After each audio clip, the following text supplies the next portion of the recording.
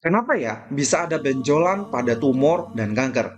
Baik, mungkin banyak yang belum tahu penyebab awal terbentuknya benjolan pada tumor dan kanker ini. Tiba-tiba muncul aja dan terus membesar hingga menimbulkan luka bengek. Bahkan benjolan ini kalau kegesek baju sakitnya luar biasa. Oleh karenanya penting untuk tahu penyebabnya karena dari sini kita bisa melakukan pencegahan agar benjolan tidak membesar.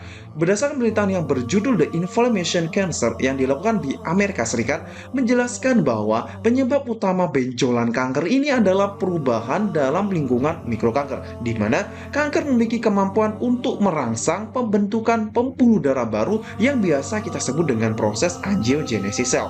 Pembuluh darah baru ini akan membawa banyak darah ke area kanker dan proses inilah yang dapat menyebabkan peningkatan tekanan hidrostatik di dalam pembuluh darah sehingga cairan, protein, dan sel darah merah dapat bocor ke jaringan sekitarnya. Akibatnya, terjadi penumpukan cairan ekstraseluler di sekitar tumor yang pada akhirnya menyebabkan pembengkakan atau benjolan.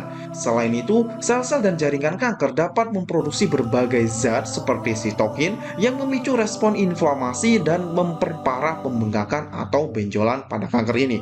Lantas, sebagai survivor, apa yang harus dilakukan dan bagaimana cara pencegahannya? Karena daging kanker ini akan terus membesar dan bisa membusuk, bahkan bisa tumbuh benjolan atau daging kanker lain di bagian tubuh yang lainnya. Yang bisa kalian lakukan, langkah pertama adalah menghentikan pertumbuhan sel abnormal kankernya dengan membatasi dua penyebab utama sel kanker tumbuh, yakni radikal bebas dan pH tubuh asam.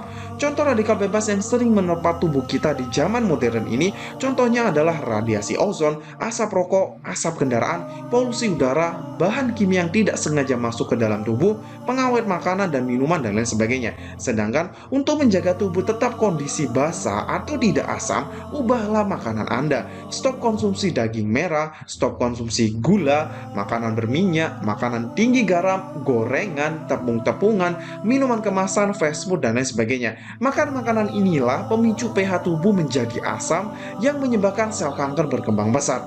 Sebagai gantinya, makanlah semua yang organik seperti dari beras organik, sayur organik, lauk pauk, sayur mayur, buah, dan lain sebagainya. Dan ganti air putih dengan air alkali seperti air zam-zam, air kangen water pH 8+, air pristine, intinya itu adalah air alkali. Yang kedua itu adalah lakukanlah puasa rutin. Karena konsep autophagy dalam puasa adalah meregenerasi sel termasuk sel yang rusak atau sel kanker. Ketiga itu adalah konsumsilah herbal yang kaya antioksidan seperti daun kelor, daun salam, jahe, kunyit, temulawak, dan lain sebagainya. Senyawa-senyawa antioksidan pada herbal-herbal ini efektif menangkal radikal bebas penyebab kanker. Dan tak lupa, setelah melakukan hidayah di atas, terakhir itu adalah berdoa dengan khusyuk dan tawakal pada Allah Subhanahu wa Ta'ala. Semoga kita semua terhindar dari penyakit kanker ini, dan yang sedang dalam pemulihan, semoga selalu diberikan kesembuhan. Amin, amin, Allahumma amin. Semoga bermanfaat dan yuk hidup sehat. Semangat!